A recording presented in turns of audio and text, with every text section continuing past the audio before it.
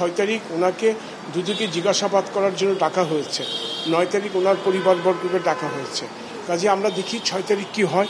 যদি উনি আসলেই ওনাকে জিজ্ঞাসাবাদ করা হবে, আর যদি উনি না আসে তখন আইন অনুযায়ী তার আইনগতভাবে যা প্রসিডিউর হওয়ার সেটাই চলবে।